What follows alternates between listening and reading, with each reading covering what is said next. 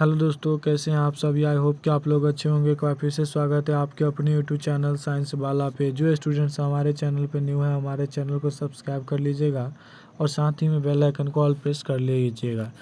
तो आज हम आप लोगों के लिए बीएससी नर्सिंग में एम्स पैरामेडिकल और BSc nursing BCSC RUHS and all state की तैयारी के लिए, फार्मेसी के लिए और एनएम जीएनएम की तैयारी के लिए टाइगर सीरीज लेकर आए। और टाइगर सीरीज 7 और टाइगर सीरीज 6 नहीं देखे हैं तो हमारे चैनल पर जा कर के देख सकते हैं। और चैप्टर जो है दोस्तों वह जैव अणु है। इसमें हम आप लोगों के लिए कितना क्वेश्चन कराएंगे आज कराएंगे आप लोगों को 60 क्वेश्चन कराएंगे। तो इस सेशन से जुड़े रहिएगा। चलिए आज के इस वीडियो का स्टार्ट करते हैं बिना ज़्यादा बात किए हुए। चलिए देखिएगा हमारा पहला क्वेश्चन क्या है दोस्तों। तो पहला क्वेश्चन है आपके लोगों के लिए। तो देखिएगा पहला क्या कह रहा है क्वेश्चन। तो पहला क्वेश्चन कह रहा है कार्बोहाइड्रेट में क्या कह रहा है, पूछिए तो इससे क्वेश्चन क्या कह रहा है। कह रहा है कार्बोहाइड्रेट में हाइड्रोजन और ऑक्सीजन का अनुपात क्या होता है। तो इसका अनुपात होता है दोस्तों option number 1 2:1, option number B 1:2, option number C 1:4, option number D 1:1। तो इसका करेक्ट आंसर हो जाएगा ऑप्शन नंबर ए हो जाएगा 2:1। तो चलिए अगला क्वेश्चन देख लेते हैं।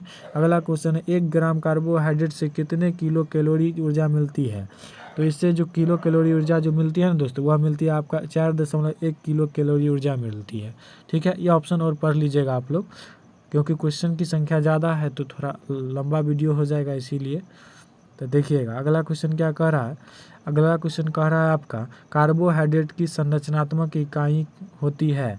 तो कार्बोहाइड्रेट की संरचनात्मक इकाई क्या होती है। तो मोनोसेक्राइड, बी है डाइसेक्राइड, सी है ट्राइसेक्राइड, डी है पॉलीसेक्राइड। तो इसका करेक्ट आंसर हो जाएगा ऑप्शन नंबर ए मोनोसेक्राइड हो जाएगा। चलिए अगला देखिएगा अगला क्या है।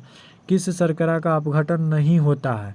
तो इसका ऑप्शन नंबर ए सही हो जाएगा। मोनोसेक्राइड का नहीं होता, लेकिन डाइसेक्राइड और पेंटोस शर्करा और ट्राइसेक्राइड का होता है। अगला देखिएगा मोनोसेक्राइड के अणु में कार्बन अणुओं की श्रृंखला किस बंधन से जुड़ी होती है। तो यह जो जुड़ी होती है ना, वह जुड़ी होती है आपका उप सहसंयोजन बंध से जुड़ी होती है। किससे जुड़ी होती है।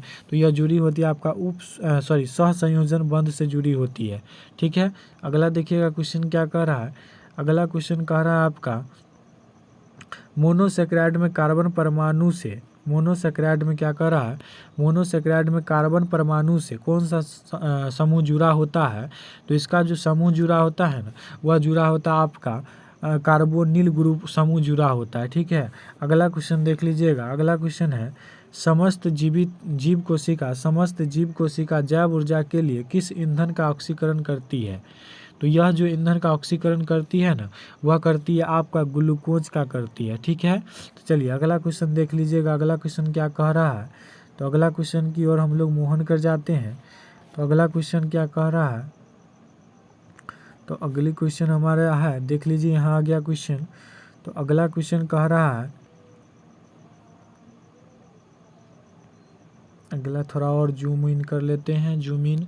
तो देखिए बहुलीकरण में मोनोसेक्राइड के अणु किस बंधन से एक दूसरे से जुड़े रहते हैं। तो यह जो जुड़े रहते हैं ना दोस्तों, वह जुड़े रहते हैं ग्लाइकोसिडिक अम्ल बंधन से जुड़े रहते हैं। ठीक है, चलिए अगला क्वेश्चन देख लीजिएगा। निम्न में से कौन सा पदार्थ डाइसेक्राइड नहीं है। क्या कर रहा है, नहीं है, यहाँ ध्यान दीजिएगा। तो यह जो ऑप्शन हो जाएगा बी क्या है मैनोस नहीं है। ठीक है, बाकी बात सुक्रोज और मोल्टोज और लैक्टोज है। ठीक है, चलिए अगला क्वेश्चन देख लीजिएगा। कह रहा है एक ग्लूकोज तथा एक लैक्टोज के अणुओं के ग्लाइकोसिडिक बंध द्वारा जुड़ने से किसका अणु बनता है। ए सुक्रोज का, बी लैक्टोज का, सी मोल्टोज का, डी राइबोस का। तो इसका करेक्ट आंसर जो हो जाएगा ऑप्शन नंबर बी हो जाएगा सही, लैक्टोस हो जाएगा। ठीक है, चलिए अगला देखिएगा क्वेश्चन। मानव के सबसे अधिक उपयोग में आने वाला शर्करा कौन सा है। तो इसका शर्करा जो हो जाता है दोस्तों ऑप्शन नंबर डी हो जाता है, सुक्रोज हो जाता है। ठीक है, चलिए अगला देखिए। गन्ना में क्या कह रहा है, गन्ना में शर्करा किस रूप में होती है। तो गन्ना में शर्करा जो होती है वह सुक्रोज के रूप में होती है, लेकिन ग्लूकोज और मल्टोज और फ्रुक्टोज के रूप में नहीं होती है। ठीक है, अगला देखिएगा सुक्रोज बना होता है। तो सुक्रोज जो बना होता है वह बना होता है ग्लूकोज और फ्रुक्टोज से। ठीक है, चलिए अगला देखिएगा, ग्लाइकेंस किसे कहते हैं, ग्लाइकेंस किसे कहते हैं, तो इसे हम कहते हैं पॉलीसेकेराइड को कहते हैं। किसको कहते हैं, पॉलीसेकेराइड को। ठीक है, अगला देख लीजिएगा, अगला क्या है दोस्तों, तो अगला है हमारा क्या है, निम्न में से कौन सा पदार्थ, क्या करें, निम्न में से कौन सा पदार्थ होमोपॉलीसेकेराइड नहीं है, क्या करें, नहीं है। तो इसमें जो है डी अगार नहीं है। ठीक है, उसके बाद है दुग्ध शर्करा, क्या है, दुग्ध शर्करा होती है, तो यह होती है आपका लैक्टोस होती है। ठीक है, अगला देखिएगा, लिपिड के रासायनिक संगठन में क्या पाया जाता है, तो इसमें पाया जाता है आपका CHOPS पाया जाता है। ठीक है, इसके बाद देखिएगा, सामान्य वसा के अणुओं के संश्लेषण में कौन सा रासायनिक बंध बनते हैं, ए एमाइड में, बी फास्फोएस्टर में, और सी है एस्टर बंध, और डी है ग्लाइकोसिडिक अम्ल। तो इसका करेक्ट जो आंसर हो जाता है दोस्तों ऑप्शन नंबर सी, एस्टर बंध होता है। ठीक है, चलिए अगला देख लीजिएगा, क्वेश्चन क्या कह रहा है, तो अगला क्वेश्चन है मेरे पास, आइए दोस्त क्या क्वेश्चन है देख लेते हैं। तो अगला क्वेश्चन है दोस्तों, अगला क्वेश्चन आ जाइए इधर आइए जल्दी से, हाँ यहाँ आ गए। देखिएगा क्वेश्चन क्या है, वसीय अम्लों के अणुओं में क्रियात्मक समूह क्या है, तो इसका जो क्रियात्मक समूह है वह CH3 और COOH है। ठीक है, चलिए अगला देख लीजिएगा, अगला हमारा कह रहा है स्तनियों के लिए आवश्यक वसीय अम्ल होते हैं, तो इसका वसीय अम्ल जो होता है ना वह होता है क्या, लिनोलिक तथा लिनोलिक होता है। ठीक है, दोनों लिनोलिक होता है। ठीक है, एक होता है, यहाँ ध्यान दीजिएगा, क्या कह रहा है, लिनोलिक है और लिनोलिनिक है। ठीक है, दोनों में अंतर है दोस्तों, देख लीजिएगा।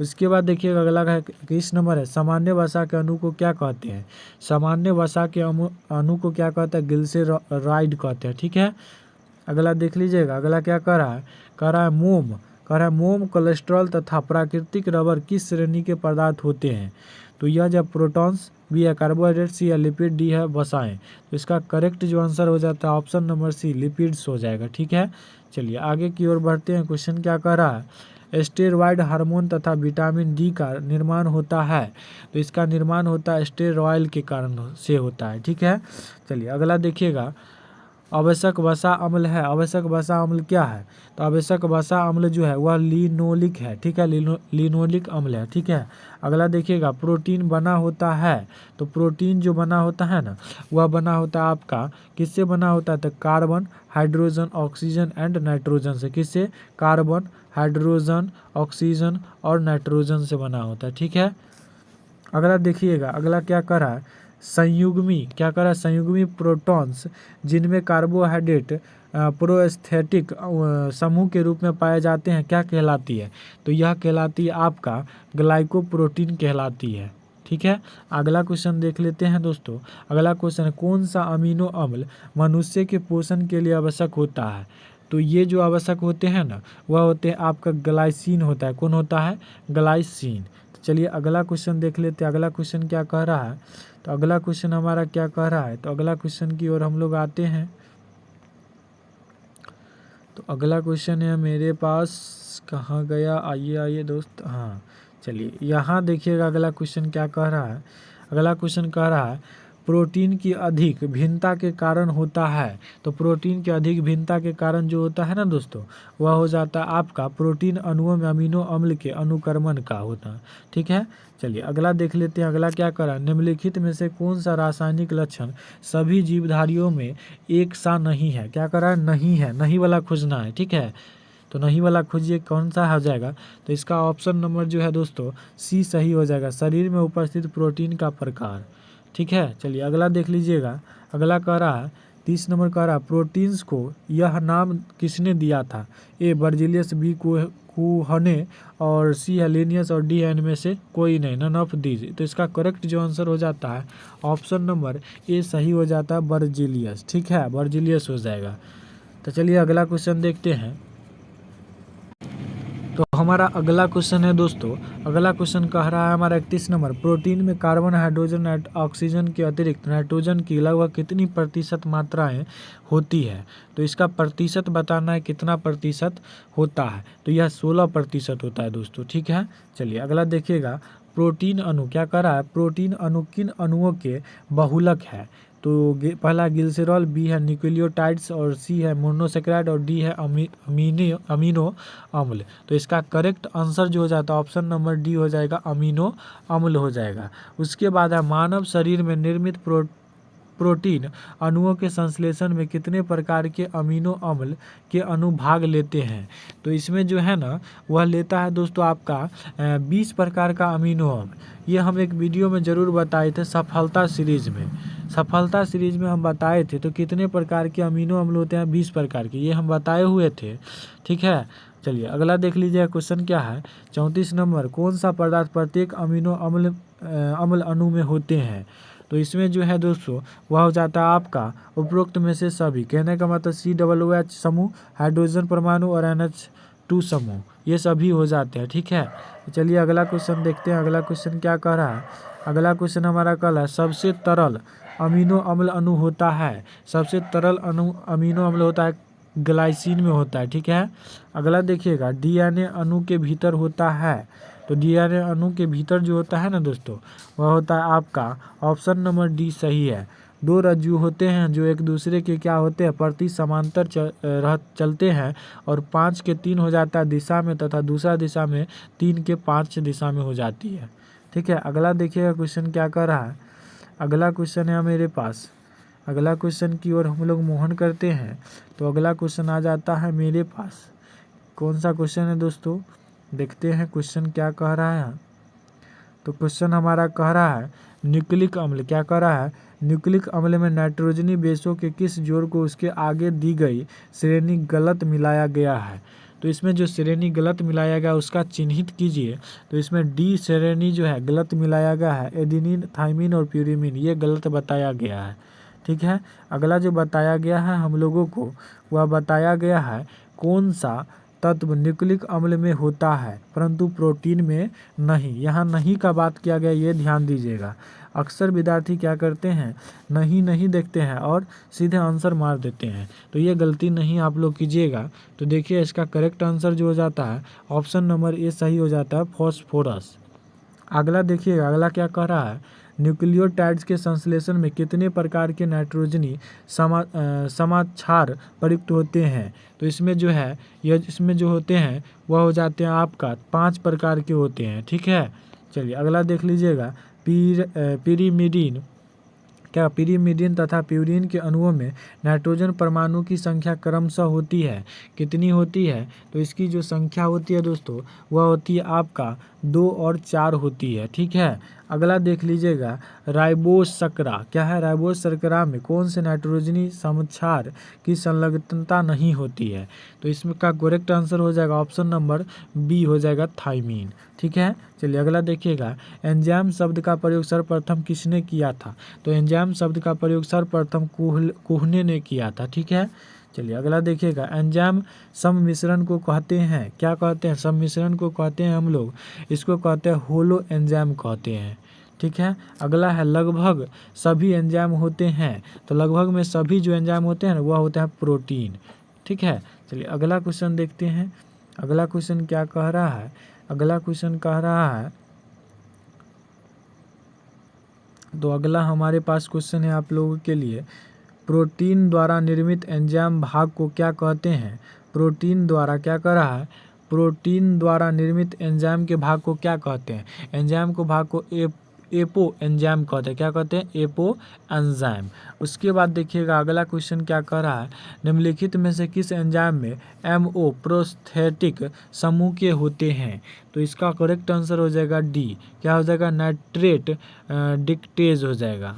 चलिए अगला क्वेश्चन देखते हैं। अगला है एंजाइम की क्रियाविधि के लिए ताला चाबी परिकल्पना किसने दी थी। तो ताला चाबी की परिकल्पना जो है वह दिए थे, कौन दिए थे, फिशर दिए थे। कौन दिए थे, फिशर।